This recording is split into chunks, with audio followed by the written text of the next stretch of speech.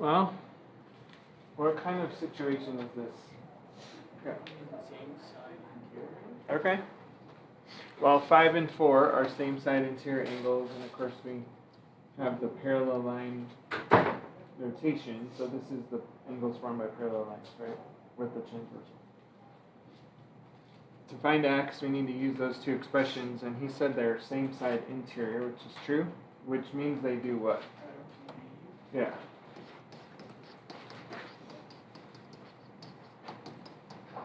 So just use both of those expressions, add them up to 180, and we'll get 25 for x.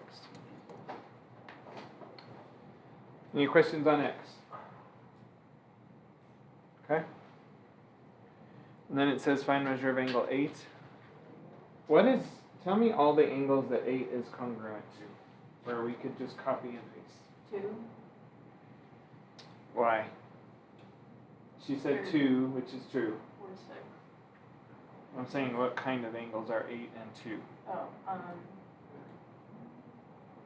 is it alternate exterior? Yeah, alternate exterior, good. So 8 and 2. What else? 8 and 6. What kind of angles are 8 and 6? Vertical. Those are vertical. Okay, what else? 4. 8 and 4, because why? Those are corresponding. What kind of angles are 6 and 4 or 5 and 3? Alternate interior, good. Anyway, and we can plug 25 into the expression for 4, and we know 8 is congruent to that. Measure of angle 8, which equals measure of angle 4, which is 2 times 25 plus 30. So 80 degrees. Good. So what would be angle 5 if it had asked for that? What would angle 5 be? 100. 100. How about angle 7? 100. How about angle 1? 100. Okay. How'd you do? Alright, so we are starting today. I don't have your test done yet, so look for that tomorrow. And I have some of them done, not all. We'll talk about those briefly tomorrow, but we're starting parallelograms now to finish out the unit. The rest of the unit will be parallelograms, special parallelograms, and proving stuff. It's kind of the rest of what we have to do. So I kind of think it's good that we reviewed parallel line stuff because parallelograms have those in there. Will we, this is just an opinion at this point, here's a parallelogram, or roughly one. Do you think we'll be using exterior angles in this parallelogram? Or in any parallelogram? No, because all the angles that we'll be talking about will be inside. So comparing the two diagrams, or the picture of the parallelogram and the diagram, what angles might we use? Oh, and keeping in mind, you guys know this word, that quadrilaterals have diagonals, right? So keeping that in mind, of the parallel line angles, which ones do you think we might use in parallelograms?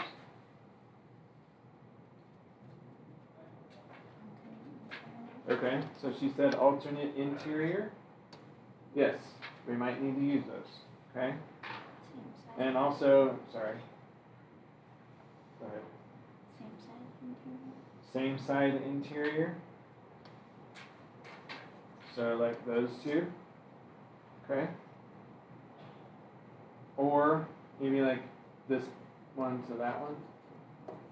Same side interior going left and right, not just up and down.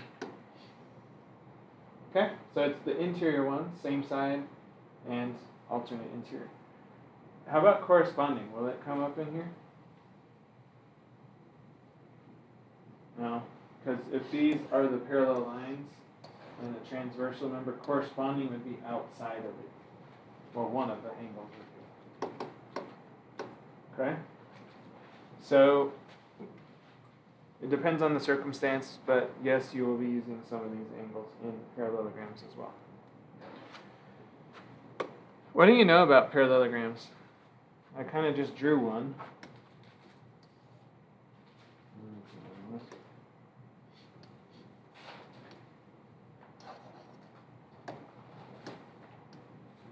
Is this a parallelogram? Sort of. Hard when you start drawing them.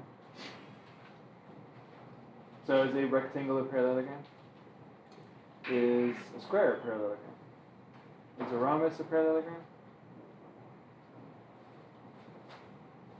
Okay. Is a parallelogram a parallelogram? Something like that. All right, so grab your notes. Let's go ahead and go to this page. We'll start by just focusing on a parallelogram in general, and then probably tomorrow we'll move down. We'll see how today goes. I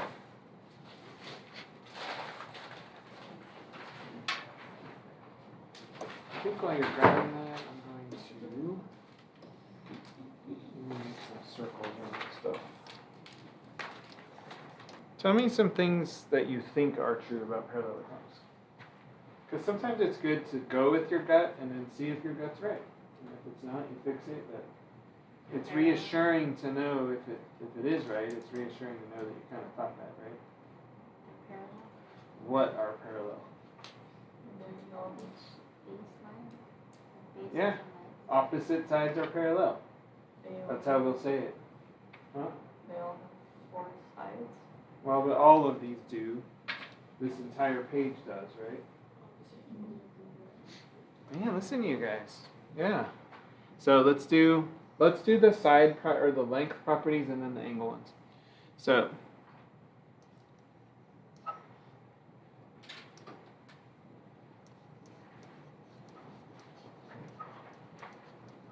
two pairs of opposite sides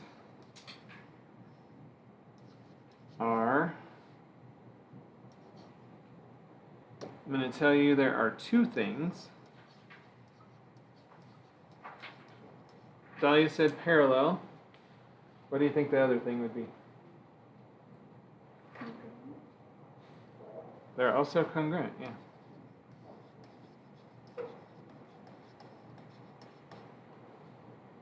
So let's go mark that. We need to put an arrow and a tick mark. 2 arrows, 2 tick marks. So opposite sides are both parallel and congruent. That's technically 2 things. Okay, that's 2 things that are true about side lengths. Parallel lines do not tell us lengths, though. What do parallel lines tell us about? Huh? What do parallel lines tell us about?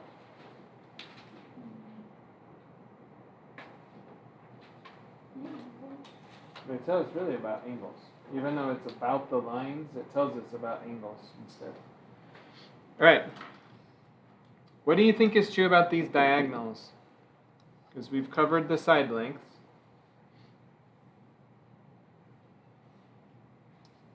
We can start by writing the diagonals. So what do you think it's going to say? Do they look congruent? Okay. Just real quick. What if I do, remember, always check with the extreme case. So we'll call that a parallelogram. I don't know if this is helpful. Oh my goodness. That's not helpful. Anyway, do you think they're congruent?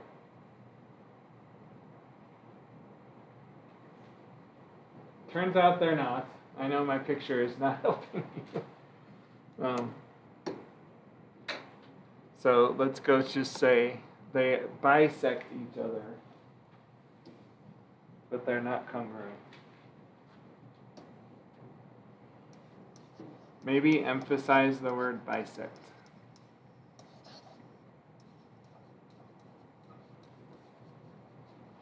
Okay. So to mark that, since we're up to 2 tick marks, we need to go 1, 2, 3, 1, 2, 3, 1, 2, 3, 4, 1, 2, 3, 4. It kind of gets a little busy. They are not congruent in just any old parallelogram, but they do bisect each other.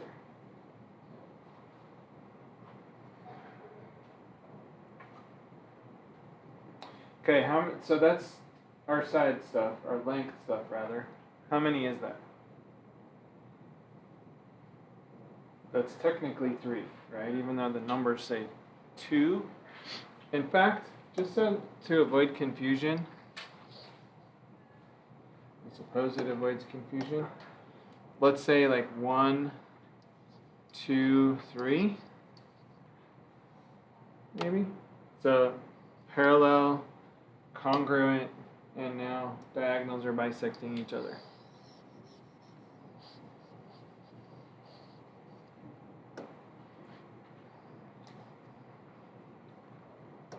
I'm going to do it this way. 1, 2, 3. Okay. Do a little color switch. 4. And I think Bailey, you said opposite angles are congruent, right? Yeah. Good job. So angles wise, opposite angles are congruent. So marking that, you need 1 tick mark and 2 tick marks.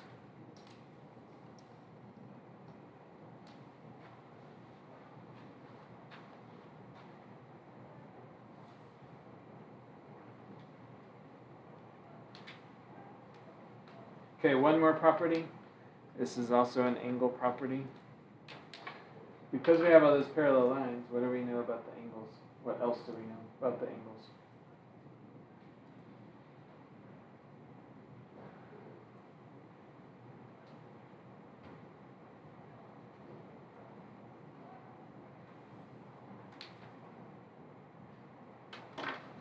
Well, like these two, bottom ones. What do you know about them? They're not congruent, right? Not to each other, but they probably, yeah, because think about it. We have these parallel lines with the transversal. Those are what kind? Same side interior. Yeah.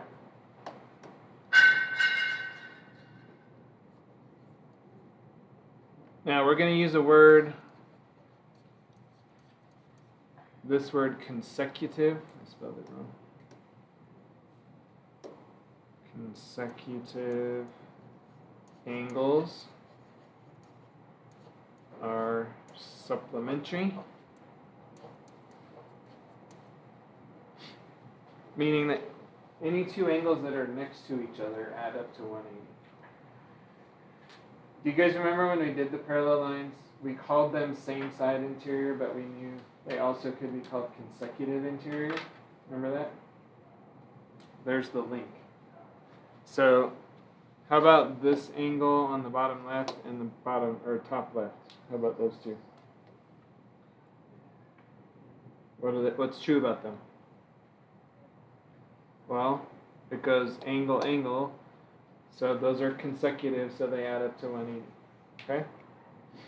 How about opposites? Do they add to 180?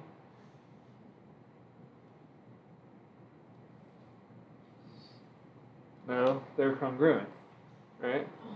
Now, I suppose if this was a special one, like a rectangle or a square, opposite angles are both. They're both congruent and supplementary. But that's a pretty special case, right?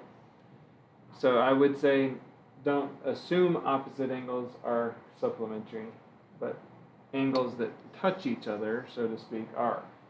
Okay? So there's 5 properties of a parallelogram. We have 5 for a kite, 5 for an isosceles trapezoid. We're up to 15 properties on this page. It's a lot. How did your quiz go yesterday on the first 10? I guess we'll say it that way. Yeah? Okay. So you can imagine by the end of the unit when you have 25 properties or something to sift through, 20, let's say, that if you don't know them super well, it's hard, right? So study them. I would just read this sheet every night, like 5 times. Or, if you want, I can print you a blank one and you can write it out. Try to write it from memory. That would be awesome. Or you could just do your own, like draw it and write it out on your own. There are lots of ways to get these in your head. What I want you to avoid is saying, well, I'll just use my note card, or I'll just use this paper. Which is true that you can, but if you don't know what's on there good enough, it's not helpful. Did anybody run into that yesterday? Like you got your paper, but if you didn't know what was on there, it was not helpful. Okay. So as you can imagine, we're going to use these properties to solve. Also, eventually we'll use them to prove, well, not all of them, but some of them. We'll be able to prove if it's actually a parallelogram or not. And I'll just give you kind of a heads up as we move down. Rectangles, rhombuses, squares, all of those have these properties as well, just like we saw with the trapezoid, the isosceles trapezoid. So like a rectangle, currently, how many properties does it have? 5. Plus we're going to add 2 more. So a rectangle will have 7 total. Saying, well, a rhombus will have 8, actually.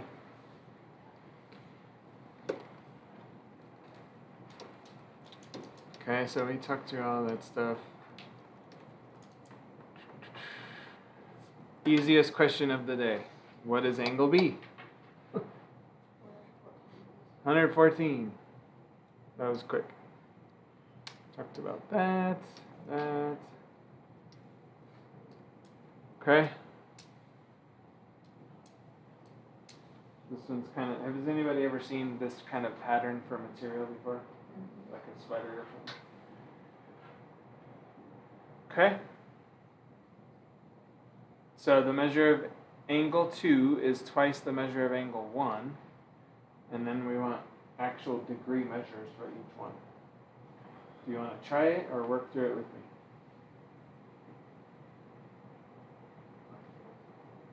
Okay. What are we looking at in terms of shapes? Diamonds. No such thing. Rhombus. Maybe. We don't know. But for sure it's called a parallelogram, right? Can you say rhombus? Not yet. I mean, eventually we'll be able to determine for sure if it is one, but we don't know that yet. So we're looking at all sorts of rhombuses. Like it says the green shape is a parallelogram. I said rhombus, I meant parallelogram, sorry. Likely all of these dotted lines are too. So bring the green shape out of the pattern, maybe. I suck at drawing. I should have somebody do it for me.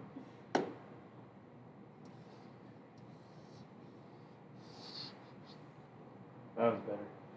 We'll go with that one. I'm going to put 2 here, 1 here, and 2 is opposite of 3. Something like that. Anyway, point is, make it into a shape that is simple, right? Not the pattern on the material. Okay, you're going to have a problem kind of like this on your practice, so make sure you're following how we do it. It says the measure of angle 2 is twice or 2 times the measure of angle 1. Okay? So what could I rename that one that is more helpful? Because presently, if we put variable names on here, this would be x and y. It's 2 separate variables, which makes it hard to solve. How could we make y in terms of x, if you want to say it that way? Huh? So y is what?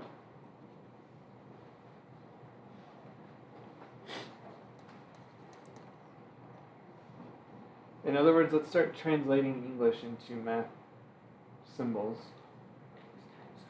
There you go. Yeah, 2x. Or 2 measures of angle 1, 2x. Okay? So instead of y, let's call it 2x. So, with that written down, now this problem just goes straight to the properties. So which property are we going to use? This is the same strategy, this one up here that we have reviewed this week. Identify which quadrilateral you're solving. So we did that, it's parallelogram. Identify which property. So is this an angle or a side problem? And then write a true equation and solve. Angle or side problem? It's angles, right? It even says angles. So which property? Look at your list that we just wrote. 1, 2, 3, 4, or 5. She said 4 or 5. Which one is it from there? 5, yeah. These are these opposites? 1 and 2? No, they are what? They're consecutive. What did you say? They are supplementary. Yeah. So do you see how we can now say x plus 2x equals 180? Because we rewrote y in terms of x. So now we have one variable instead of 2. And x is 60. So angle 1 is 60 degrees. Angle 2 is what? 120. And then what is angle 3? Which property? Opposite. So it's also 120. Okay? That's one example. Do notice, because I drew my picture kind of turn from the green one on the pattern, I drew my 1 as obtuse and 2 as acute. It's okay. It shouldn't be that way, but we're looking at the numbers, not the picture anyway. Okay, let's just kind of talk setup. We don't have to solve every one of these. So again, what shape? And oh, by the way, as we get into these special parallelograms, that first question is really important. What shape am I dealing with? It's going to be a really big one. Anyway, parallelogram, is this angles or sides? Those are angles. Which property are we going to use? So you're really saying, are those opposites or consecutive? Yep. So set me up here.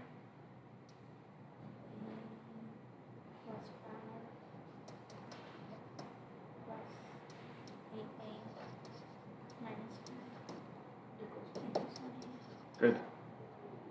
All right, another one. Now we have that one written down. Ooh, there's a proof. Proof?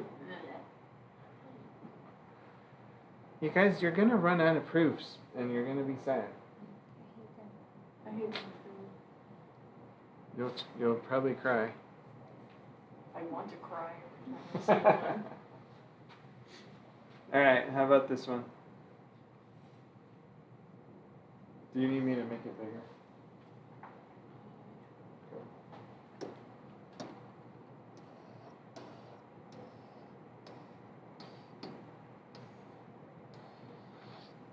Let's make sure Bailey can see it.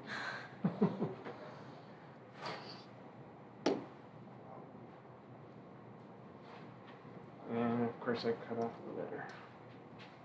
There you go.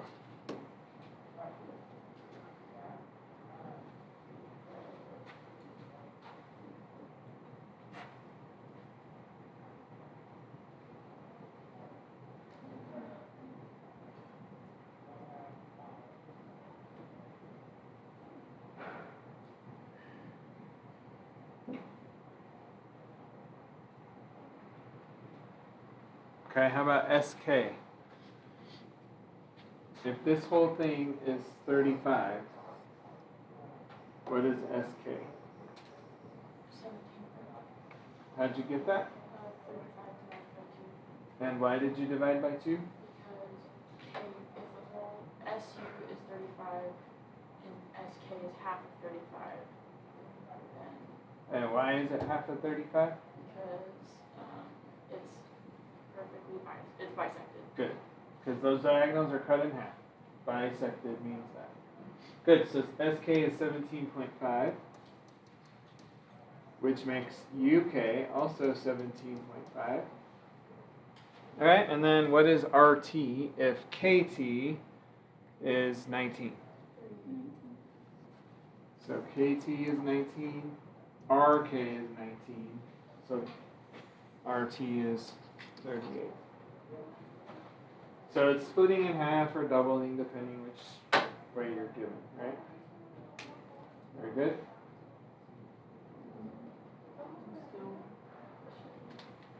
I'm still confused about the SK. Okay. Let's do this. I don't have her. He is gone today. Thank you, hi. I think, hey, Jackie, Madison is in that room, I think. Yeah, Madison Barker.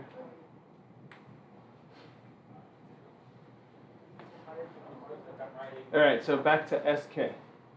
Let's do an easier example. If I tell you this is 10 feet, how far is it from here to here?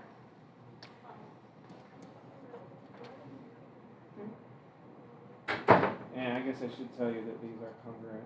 So I said if this whole thing is 10 feet long, then I know these two halves are the same. How far is it from here to here?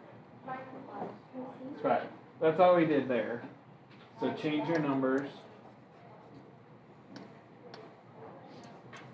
The whole thing, SU is 35, sorry. 17. SU is 35. Okay. So how long is half of it? That's all we did. Just divide it by half, or by 2. But how do you know when to divide by 2? The diagonals bisect each other. They cut each other in half. Does that help? Yeah, it's a property of parallelograms that is true for every parallelogram. Yeah, this is a good one.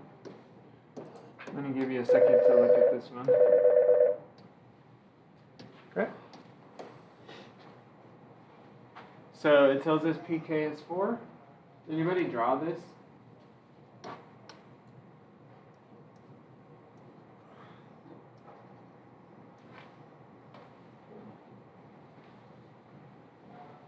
Good. You didn't draw it? Good job, Silvana. Okay, so again, what shape is it? Parallelogram. Is this sides or is this lengths or angles? It's lengths. And then specifically lengths, is it opposite sides congruent, opposite sides parallel, or diagonals bisect each other? So it's property 3. All right.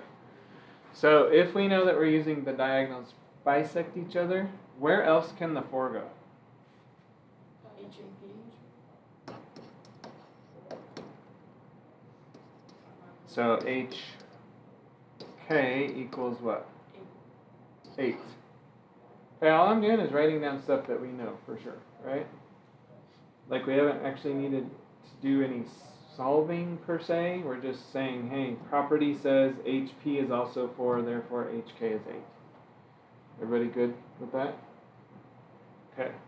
I see an HK up there. Do you agree? So next step, we already applied our properties. So next step is just to substitute 2/3 GJ for H, well for HK. Okay? Do you see how or why I did that? How do you solve for GJ? And guys, anytime,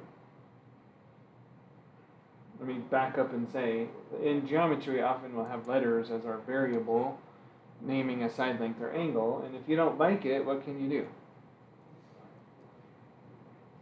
Like if you don't want to use GJ because it looks like two variables, what could you do instead? Yeah, just call it X. If you choose to do that, off to the side say X is GJ. Just both for you, but also for me. So 2/3 X equals 8. We can all solve that. How?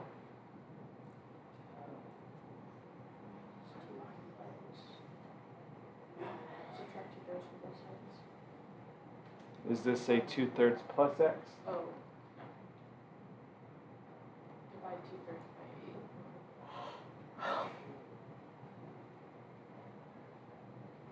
Divide 8 by 2/3. There you go. Oh, yeah. Because we want to get 2/3 off of X. It says 2/3 times X right now. So if we do 2/3 divided by 2/3, that will get rid of it, right? And then also divide 8 by 2/3. That's one way. How else have we talked about getting rid of fractions? Multiplying by the denominator. So I guess I'll maybe write it this way. So multiply by 3 on both sides. Because those 3's cancel. That's why we did it, right? To get rid of the 3. Do it to both sides to keep it balanced. And then there. Over here, do you guys remember how to divide fractions? If I wrote it this way, like back to the elementary way, it was 3 words. Keep, change, flip. Remember that? That's what we're doing. So keep, what changes? Times, flip. So 8 times 3, 24. Divided by 2, 12. That way you can do this without a calculator. I feel like you should be able to do that without a calculator. Either way, though, we get 12. Okay, still not what we were asked for. So GJ is 12. How do we get GP? So if GJ is the whole diagonal, GP is half of it, right? So GP is 6, yep. Alright, so this is GJ.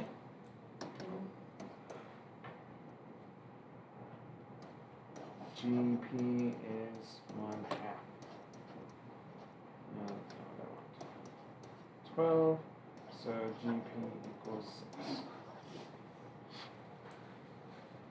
Where did we leave off the geometry in this one?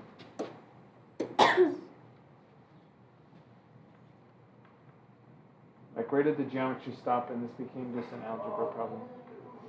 Or did it? Maybe it never did. Huh? What's half of 12?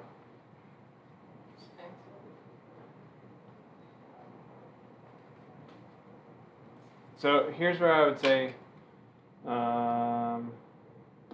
right here actually, HK is 8. That's geometry.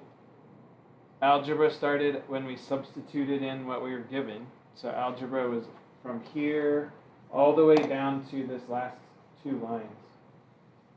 And then we were back to geometry again. Okay? As you've seen, geometry has got a lot of algebra work in it, right?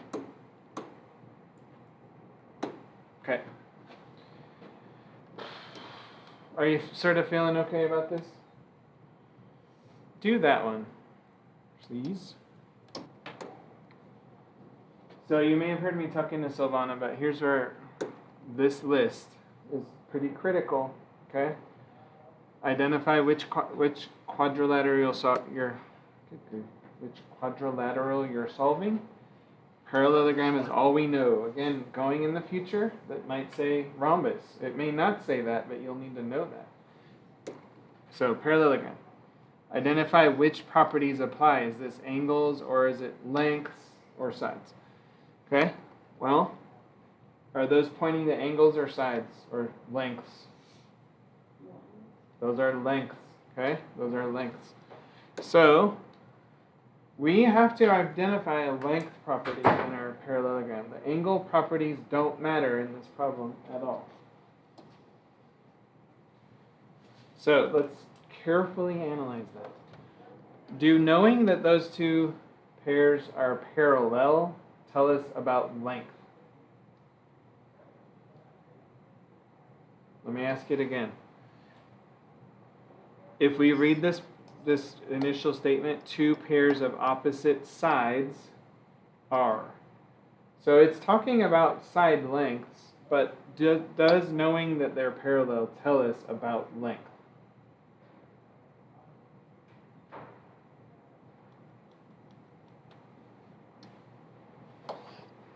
Those two lines are parallel. Do you know how long they are? No. It doesn't tell you at all about their length, does it? None at all. So in our list, which of these tell us about length? Parallel does not tell us about length. Does congruent tell us length? What does congruent mean? Same what?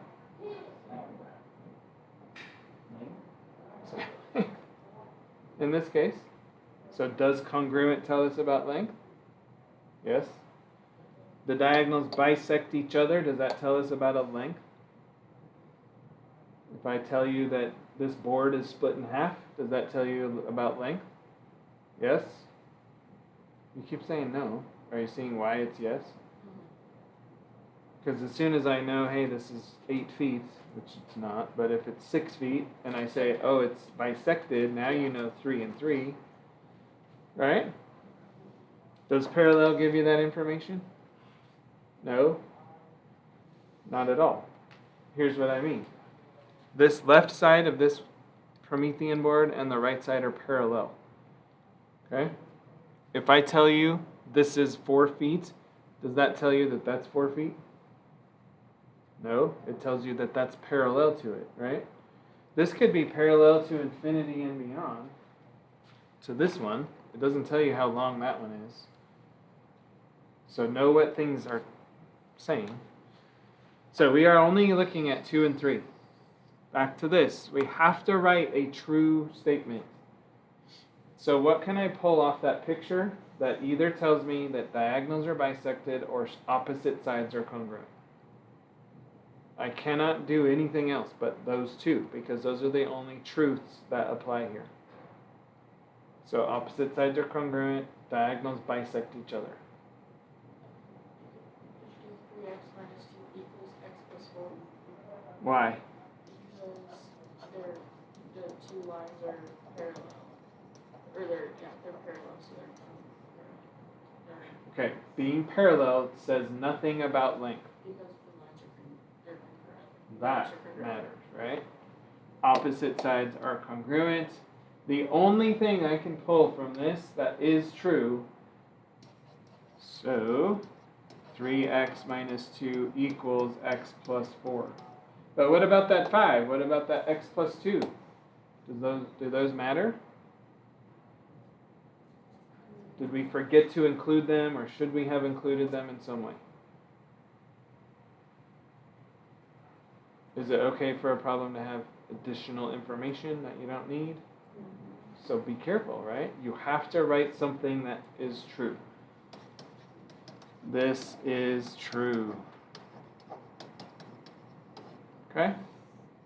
Anyway, solving for x, we get 2x equals 6 and x equals 3. This asks us to find BC, though. So how are we going to find BC? Yeah. BC equals 3 times 3 minus 2, which is 7.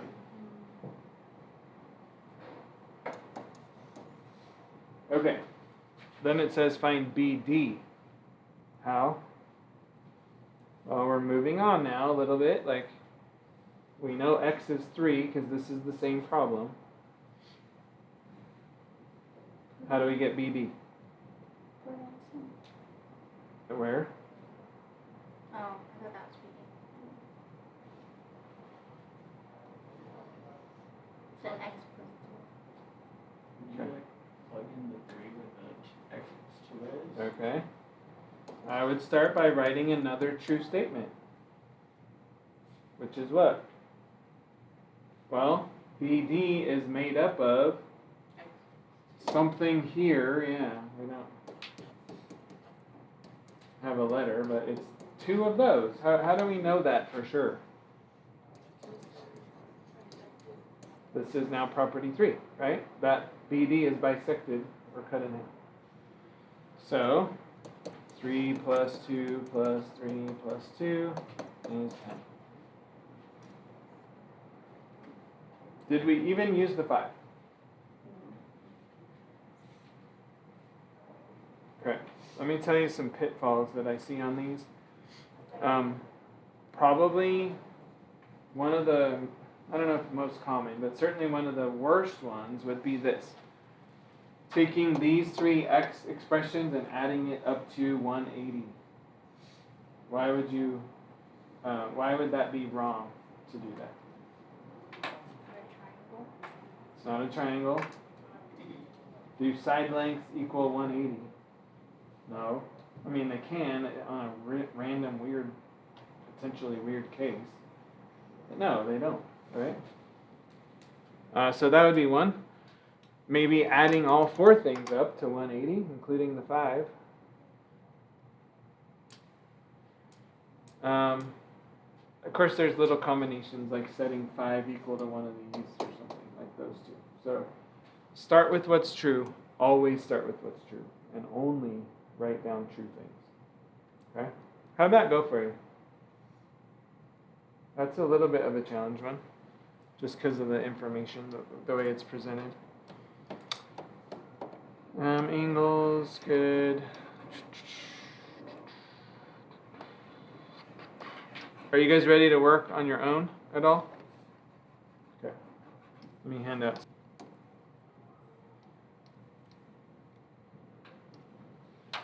So number 13 on this sheet. If AD equals x over 2, BC equals 2x minus 12, what does BC equal?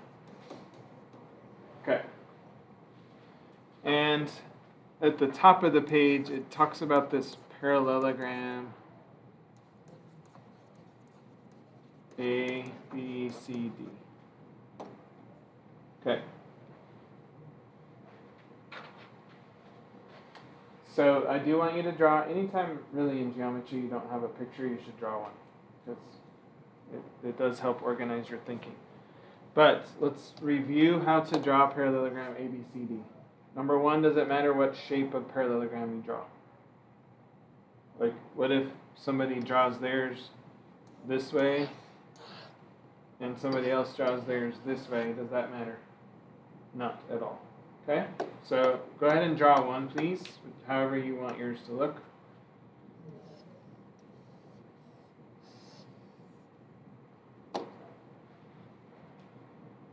I think every single one, or very many of them, are like that. I think I'll do a different version.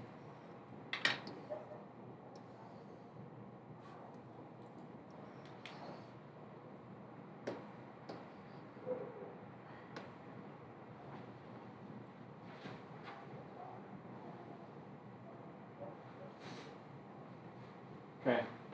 So the big idea here, and you'll notice the same name applies to all 4 different problems at the top of that page. So you'll need to draw this 4 times and relabel it because each problem is new.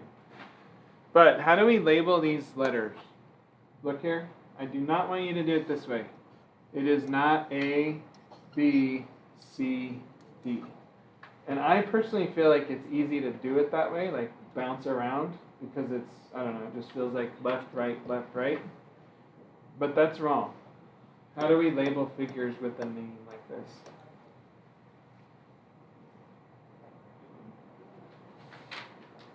You have to go around the figure, okay? So A, B, C, D. Don't bounce around, just go around. It does not matter where you start. This problem will work equally well if I had started with A down here at the bottom and gone A, B, C, D. Doesn't matter as long as you go in order going around it. Okay? Then of course we'll want to label. So AD is x over 2.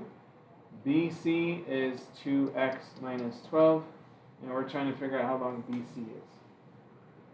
So starting from here now, it's just a regular problem. Meaning, now you have your picture and everything looks normal. Okay? Any questions on that? Okay, look at number 14. Just need to tell you a quick notation, the meaning of notations. So, same parallelogram, right? It's still ABCD. You can draw it the same way. It says angle ABC, measure of angle ABC is, what is this 2 out front? 2 times. It's 2 times. So do you remember that problem a bit ago where we called one thing x and one thing y? And we rewrote y to be 2x? That's the same as this. Okay. Alright, let's just take some time to try this out.